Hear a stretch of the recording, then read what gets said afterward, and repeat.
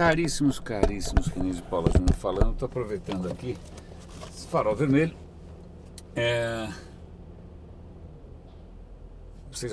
Não sei se é novidade essa história, mas eu sempre repito, porque afinal eu não tenho a menor ideia do tamanho da fidelidade da audiência em geral, mas meu nome é René de Paula Júnior e eu tenho esse hábito relativamente questionável de aproveitar o caminho entre a minha casa e o trabalho para compartilhar, para pelo menos registrar algumas ideias que estão me de alguma maneira ou inspirando ou perturbando. Pauta de hoje, simples, é uma questão muito simples. Por que tanta gente boa, tanta gente talentosa vai embora desse país? Ponto. Simples. Da onde que eu tirei essa história? Por que fui me lembrar disso? Abro o Facebook e de repente o meu Twitter, ou seja o que for, e aí eu vejo que engraçado. Eu vejo bons amigos talentosos, gente boa, gente realmente promissora, que é legal eu manter contato, que é legal eu seguir, mas que quando eu vou ver, sei lá, a Lívia está não sei aonde nos Estados Unidos, o Guilherme Ambros e a Cláudia Obata estão não sei aonde também nos Estados Unidos, fulano foi para Madrid, ciclano foi para Califórnia, puxa, tanta gente boa, tantos bons amigos que não estão mais por aqui, né? Aí é lógico, tem sempre aquela história, oportunidade, de repente o mercado, blá, blá, blá, blá, blá. Mas a minha geração viu alguns expoentes, de novo, tenho 47, tá? Sou de 64, viu alguns expoentes simplesmente botar o chapéu na cabeça e ir embora.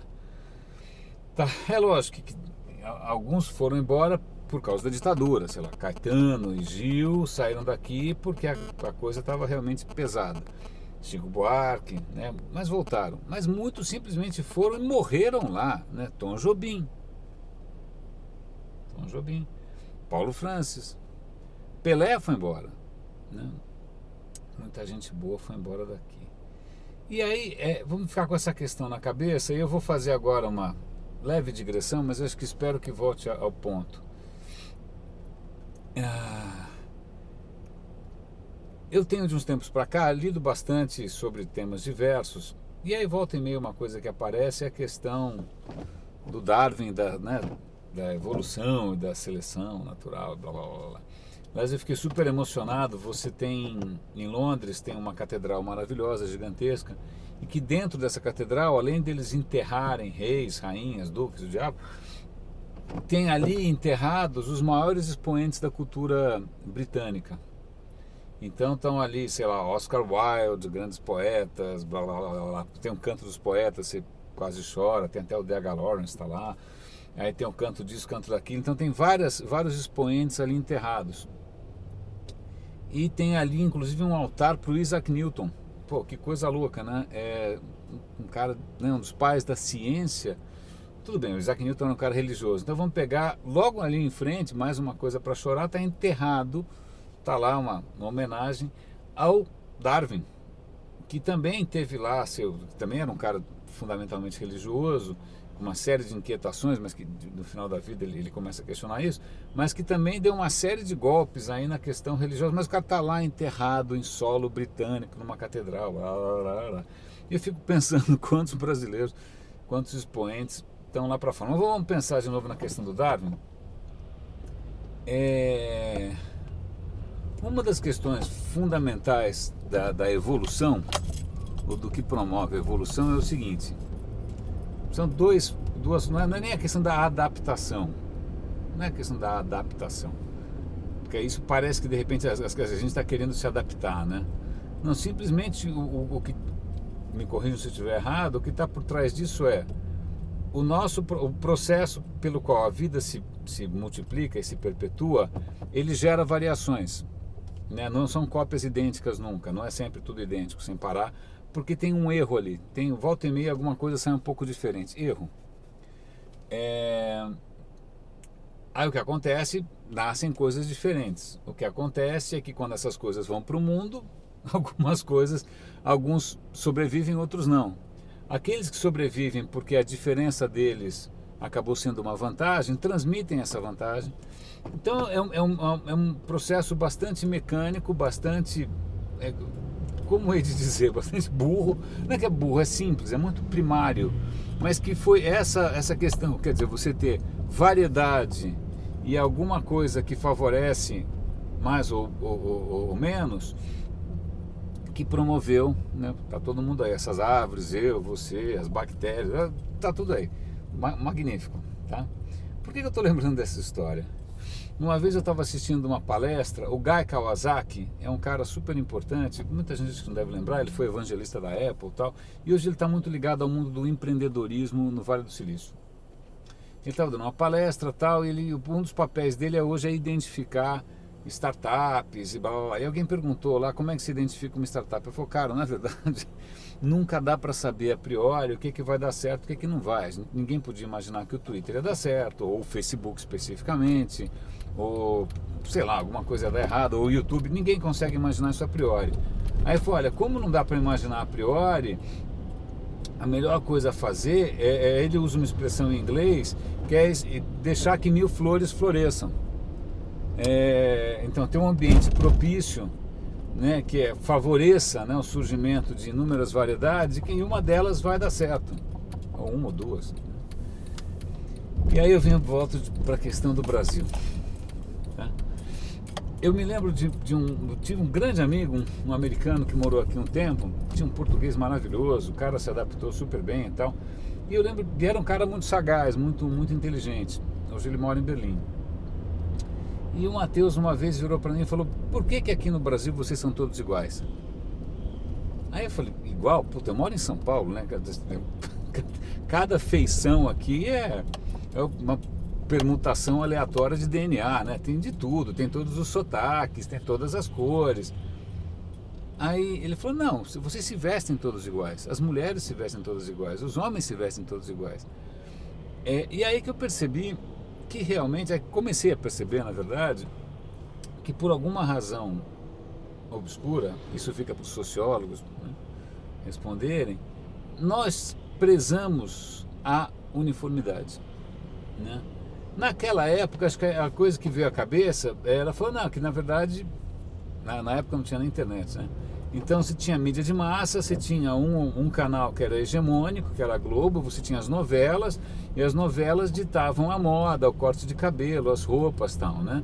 Então a moda começava primeiro nas boutiques de luxo, depois elas iam se propagando até 25 de março, tá bom.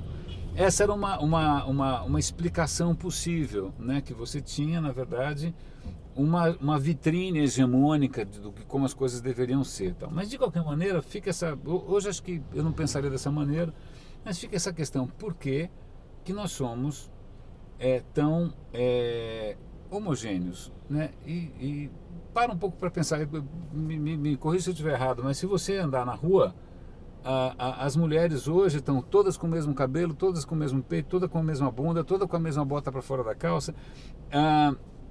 Os caras também são, todos eles com um tipo de penteado relativo, a não ser que você trabalhe com uma agência, como eu trabalho, mas aliás até uma coisa curiosa.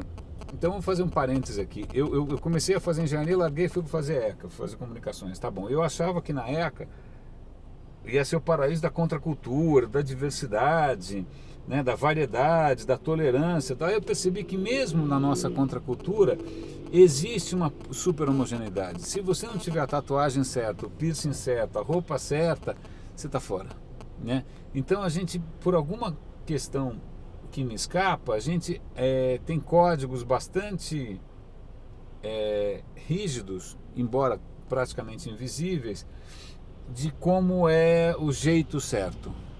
Como é o jeito certo, né? Você desviou um pouco daquilo, né? E aí, se eu parar para pensar no meu passado, sei lá, em histórias de amigos, etc e tal, essa nossa homogeneidade se aplica até para sua carreira, né? Se você, sei lá, for montar uma agência e não quiser viver de BV, se você não quiser entrar no esquema, se você não quiser, cara, aparentemente existem trilhos que são aceitáveis, trilhos de carreira, trilhos de comportamento, trilhos de corrupção, trilhos de tudo, que são muito claros. E se você estiver fora, a vida é muito difícil, né? Então é quase que um pacto, né? Assim, quem quiser fazer as coisas daquele jeito, legal, né? Você vai para o inferno e abraça o diabo. Se você, por alguma razão qualquer, quiser ser diferente, gostar diferente, amar diferente, agir diferente, trabalhar diferente, a vida fica bem difícil. Claro que isso não é um monopólio nacional, né? Claro que não foi a gente que inventou. Vocês devem lembrar do cara do The Doors lá, o bonitão cantando, como é que é? People are strange when you are stranger, people look ugly when you are alone. Essa noção do quanto o entre aspas, normal rejeita aquele que é um desvio, né? Bem-vindo à humanidade. Mas, curiosamente, eu acho que aqui, que a gente se acha tão bacana e tão tolerante, tão joinha e tal, a gente não percebe o quanto a gente é pouco receptivo a diferenças. E não estou falando de diferenças raciais, no mínimo, assim, estou falando de uma pancada de coisas. Eu até que, por sorte, eu acho, sei lá, eu vivo numa cidade em que isso talvez seja menos notório, né? Porque aqui quase ninguém é daqui, você tem todos os sotaques possíveis, você tem todos os comportamentos possíveis, quer dizer, tem uma liberdade de comportamento existencial maior. Às vezes, quando eu vou para outros estados, eu acabei de passar por uma experiência dessa, você percebe uma coisa muito mais hegemônica, né? Você percebe aquele pacto de comportamento social, de normas, né? Muito mais claustrofóbico, né? Muito mais irrespirável, né? Que você tem que pertencer à família tal, você tem que falar do jeito tal, você tem que... senão não rola. Qual é o problema disso? Em princípio, né? Tipo, né, como é que é os acomodados, como é os incomodados que se mudem, né? E na verdade acho que talvez seja o que acaba acontecendo. Quem está incomodado aqui com o esquema, seja ele qual for o esquema, desde mensalão, putaria, safadeza, sacanagem, cara, que se mude, porque essa é a regra do jogo. Então muita gente boa, tenho excelentes colegas, aliás o Facebook, as pessoas com quem eu mais mantenho contato, com quem eu mais falo, são justamente os incomodados que se mudaram. Gente boa, gente boa, gente boa. E aí eu fico pensando aqui com os meus botões, tá legal, tudo bem, sei lá, né? Quem é a gente também para dizer que uma cultura, uma regra de jogo é melhor que outra? De repente eu estou falando assim por dor de cotovelo, porque eu estou fora do esquema, sei lá, né? Aliás, percebam o quanto na nossa cultura é absolutamente mal visto quem reclama ou quem questiona, né? Vão te chamar de mimimi, vão te chamar cala a boca e rema, porque na verdade a gente tem uma coisa de... Não é só a gente, tem inúmeros lugares que são assim. Não vou citar para não ser politicamente incorreto, mas inúmeros lugares cala a boca e rema, né? Manda quem pode, obedece quem tem juízo. Mas isso tem um ônus, isso tem um peso, isso tem um custo, né?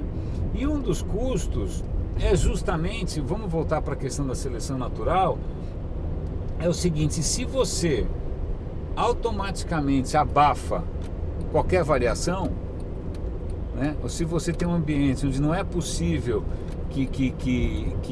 sei lá, que as variações tenham alguma chance, você está promovendo uma homogeneidade que, enquanto as condições ambientais são favoráveis, tudo bem. Mas o dia que a condição muda, cai a casa para todo mundo. A casa cai para todo mundo, né? Então, eu acho que a gente sempre, sei lá, de novo, posso estar misturando aqui minha história pessoal, a história da minha geração, eu não sei, mas a gente cresceu achando que o Brasil era um país privilegiado, Deus é brasileiro, porque aqui não tem terremoto, porque aqui as crises não chegam aqui, porque aqui, que você sempre achando que, de alguma maneira, ia fazer só, tipo aquela coisa do chinelo na praia, viver na praia vendendo água de coco, né? Você não precisa se preocupar com nada, sol, natureza abundante, exuberante e tal. E se as coisas mudam? E se as regras mudam? Eu acho que já estão mudando. Então, por exemplo, a gente teve aí uma década aí de muito propícia ao empreendedorismo, à inovação, etc e tal, a grandes mudanças e tal. A gente aproveitou isso? Não. Né? A gente está achando que recursos naturais, ou que seja lá o que for, pré-sal, tal, vão garantir a gente para sempre, né? Ou que, sei lá, na última hora a divindade vai salvar, tal. E se isso não acontecer?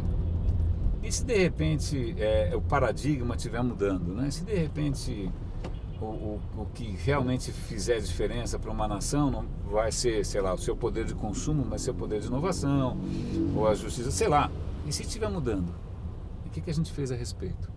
Né? Na verdade, essa dificuldade, e aí não sei se tem aí alguém ouvindo que já tentou inovar, empreender, fazer alguma coisa fora do esquema, né? Dizer não para o esquema, deve ter alguma história cabeluda para contar, porque doce ilusão, né, que a minha geração tinha, que tudo era culpa dos mais velhos, né? De repente você vê os mais novos repetindo de maneira exemplar esquemas que têm gerações e gerações, né? Quando eu vejo alguma historinha legal, né, em placar, tal, alguém que reinventou, reescreveu as regras do jogo, não entrou no esquema, ou criou um novo esquema, tal, eu fico super feliz. Eu venho correndo aqui divulgar, vou correndo aos quatro ventos para ver se isso de alguma maneira prospera, né? Se essa mutação, que é uma mutação, né? Isso é praticamente uma mutação comportamental, prospera, né? Se ela contagia, contamina outras pessoas, se ela muda o futuro, né? Até na hora de escolher lugar para trabalhar, eu fui escolher um lugar para trabalhar que é realmente uma completa mutação no esquema de trabalho do setor, né? Uma aves rara, é uma coisa completamente exótica, mas que eu espero que prospere, que eu espero que mude o esquema, né? Que eu espero que tire a gente do Jurássico, né? E os dinossauros iam muito bem, né? Não fosse um meteoro, então não é que os dinossauros por alguma razão qualquer, não, precisa de um meteoro. Se cair um meteoro aqui, né? Um meteoro, seja o que for, um meteoro, alguma mudança severa, como é que quem vai, né? Quais são as espécies que vão prosperar? Quais são as espécies que vão... Enquanto isso, chega de delírio, estou ficando meio metafórico demais. Vamos voltar ao que interessa. A questão para mim é a seguinte: eu acho que eu fico plantando aqui pequenas mutações, né? Pequenos contágios, pequenos vírus, né? Para ver se propicia, pelo menos numa cabeça ou em outra, uma certa mudança com relação a essa nossa coisa muito profunda, muito invisível, muito potente, né? De resistência ou a mudança, e de alergia à diferença, e da intolerância com relação ou da desconfiança profunda, né, com quem tem outra regra ou quem está trazendo alguma outra coisa, tal. Eu adoro mesmo. Eu sei que só falar, criticar ou apontar os defeitos não é exatamente a coisa mais útil do mundo, né? Então, o que eu talvez aqui uma postura mais positiva seja, de repente eu venho tentando fazer, que ok, tudo bem, sou meio mal-humorado, vivo reclamando de uma série de coisas, mas de tentar levantar a bola e tentar dar exemplo e mostrar que é possível outras formas de comportamento, que você não precisa se sentir sufocado a ponto de ter que mudar do país, que você... aliás, é uma coisa engraçada, né? o que seria do Brasil se as melhores pessoas, ao invés de mudar do país, conseguissem mudar o país, né? Por que as pessoas desistem? Por que as pessoas falam, meu, cansei, não quero ser sequestrado, não quero andar com carro blindado, não quero passar por um arrastão no restaurante, eu não quero ter que sonegar não sei o que lá. Eu quero levar uma vida em que eu não preciso gastar 70% do meu tempo e do meu metabolismo me blindando contra aquilo que é inaceitável, né? Então por que as pessoas precisam botar o chapéu na cabeça e ir embora, né? Eu estou falando isso eu me sinto nessas horas especialmente sozinho, porque eu não sei exatamente a receptividade que pode haver a uma colocação dessas. Eu não sei com quem eu estou falando, né? Durante algum tempo eu tive, sei lá, uma relativa esperança de que fosse uma questão geracional, mas não necessariamente. Às vezes você vê uma geração novinha pra caramba caindo nas mesmas, não é nem caindo nas mesmas armadilhas, né? Abraçando os mesmos vícios, tá? Então, efetivamente, eu não sei muito como quebrar esse encanto, porque voltando para um ponto de vista que acho que eu conheço um pouco bem, talvez por ter em vários momentos, sei lá, me desviado um pouco dos trilhos normais. Quer dizer, abandona uma faculdade prestigiada, abandona carreiras prestigiadas, vai começar de novo, vai se reinventar, tal. Então, quando você está um pouco fora do grande jogo, né? Quando você não faz parte da turma, etc e tal, isso te dá um tipo de visão que não é a coisa mais animadora do mundo e que realmente pode, em vários momentos, eu digo isso, causar uma sensação de, sei lá, impotência, solidão, desânimo, conformismo, blá blá blá blá blá. Mas o que eu faço, né? O que eu faço para sair disso é tentar escapar talvez de uma armadilha, que é uma armadilha que a gente criou, né? Que acho que essa sociedade a gente criou para blindar essa sociedade das mutações, né, dos X-Men. Acho que é essa história dos X-Men, que é transformar os caras em bozo, em palhaço, né? É tipo, eu já vi isso em cidade do interior, né? Cidade do interior, vamos dizer, o cara é gay. E a única maneira do cara sobreviver lá é se ele quiser ser a geni da cidade. Então ele vai ser o cabeleireiro escandaloso, ele vai ser o grande palhaço. Porque assim, você quer ser diferente, então você vai ter que ser bozo, meu amigo. Então você vai ter que ser bozo e andar todo fantasiado, porque a gente não vai tolerar que você, que é diferente, haja e circule como uma pessoa normal, né? Então assim, eu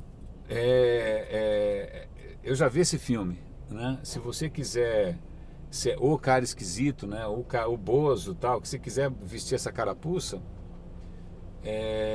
mas eu prefiro, na verdade, acho que fazer o que eu tenho feito aqui, dar muita cara para bater e tentar identificar coisas que estão fora desse esquema e que estão funcionando, tá? Por exemplo, um esquema de trabalho, é o que eu estou fazendo agora. Então acho que eu vou contar de novo uma história que eu já contei, mas tanto faz, porque eu por mim contava isso todo dia de manhã em cadeia nacional. A história é a seguinte: era um médico, vou contar de novo. Esse é o encerramento, tá? Era um médico americano que foi prestar um serviço voluntário, humanitário na Ásia. Vamos dizer que seja Camboja, ou qualquer outro país, mas vamos falar Camboja. Esse cara foi lá, não, era um cirurgião, blá, blá, blá, e falou, pô, quero ajudar esse país. Qual é o problema desse país? Aí todo mundo sabia, é mortalidade infantil. Falei, pô, legal, vou ajudar vocês. Ah, então, aqui não sei se não vai adiantar, porque o pessoal a pobreza, aí puta, começa a ter um monte de razão por que não rola. Porque o pessoal é muito pobre, tá bom, então deixa eu falar com o Ministério da Saúde. Aí o Ministério da Saúde, não, então, porque as condições de higiene, blá, blá, blá, blá, dinheiro não tem, então não dá. Então o Ministério da Educação, então o Ministério dos Transportes. Puta, o cara bateu em todas as portas e todo mundo sabia por que não adiantava tentar mudar nada. Falei, porra, mas que dureza, não é possível que eu não possa fazer nada, vou embora daqui. Aí ele se tocou que numa região muito pequena, uma região mais escondida, a mortalidade infantil era bem menor. As crianças gordinhas, saudáveis, tá? Eu falei, pô, vou lá ver, né? De repente, sei lá, é a água, sei lá, tem alguma fruta esquisita, né? Aí ele chega lá e descobre que é a mesma droga do resto, né? Miséria, a mesma desgraceira, mas tinha uma diferença básica. No país inteiro, as crianças eram criadas que nem galinha, entendeu? Tudo solto, dane-se, comeu, não comeu, dane-se, iam botando o filho no mundo e o filho que se virasse. Mas naquela região específica, as mães tinham um hábito diferente. Mesmo tendo a mesma miséria, mesmo tudo, elas pegavam a criança pela orelha e falavam assim, ó, vem cá, senta para comer, que é a hora do almoço, come essa gororoba aí e eu quero ver o prato limpo. De noite a mesma história. Simple as that. As mães cuidavam que os meninos comessem. Simples, nada. Então, não era nenhuma questão econômica, material, era simplesmente uma questão de, vamos falar bonito, de puericultura, né? Da maneira como você educa as crianças. Cadê o pai do meu crachá? Bom, achei. Aí o que acontece? As crianças comiam regularmente, ficavam gordinhas e saudáveis e não morriam. Aí falou, pô, meu, isso é baba. Aí ele pegou e identificou algumas mães um pouco mais comunicativas e começou um esforço do quê? De evangelizar as aldeias vizinhas e dessas aldeias vizinhas evangelizarem as outras e irem ensinando. Pô, gente, não custa nada, só senta com o moleque e faz esse pentelho comer. Cara, isso foi se disseminando e isso mudou a saúde do país inteiro, né? Mudou uma coisa que parecia imutável. Por que eu gosto de contar essa história? Porque assim, nós aqui somos especialistas, não só aqui, em vários lugares, mas especialistas em broxar iniciativas, em broxar mutações, né? Broxar novidades. Ah, não vai rolar, não é assim, não porque o brasileiro, não porque esse povo, não porque o governo, não, uma porrada de coisa. Uma porrada, a gente é especialista em jogar balde de água fria nessas histórias, né? A questão, e é isso que eu tenho feito, ou tentado fazer pelo menos, é identificar essas pequenas diferenças de cultura. Por exemplo, como um motorista mala que está me enchendo o saco aqui, não estou brincando, vou ter que entrar aqui ai, que coisa chata. Tentar identificar essas diferenças de cultura e fomentar, ajudar que ela prospere, divulgar, mostrar para as pessoas que é possível, que dá para fazer, que dá para se associar, que dá para ser diferente e tal. Tanto é que aqui na agência que eu trabalho, a Cubo, que tem uma postura, uma atitude, um modus operandi, um modelo de receita diferente, né? Uma das coisas que eu gostei do Martini é que ele se esforça por divulgar isso, não é que ele está achando que isso é uma vantagem só dele. Ele ensina o mercado, tem lá um curso que chama A Missa, sei lá. Aliás, até outro dia encontrei um cliente de uma mega, hiper, dupla corporação, acho que é uma das maiores corporações do país, que fez o curso. Então o interesse dele é o seguinte, é mudar, né, mostrar para as pessoas que sim, dá para uma agência trabalhar de outra maneira, dá para uma empresa trabalhar de outra maneira, dá para um criativo trabalhar de outra maneira, né? Para ver o quê? Se contamina, se contagia, se muda os raios dos vícios nacionais, né? Porque é possível, né? Nós somos grandes, por mais que a gente se ache criativo, bacaninha tal, a gente é super criativo, sobretudo para manter as coisas do jeito que elas estão. É ou não é? Obrigado pela companhia, espero que isso aqui, sei lá, plante alguma sementinha em algum lugar. Inês Paula Júnior falando, roda e avisa.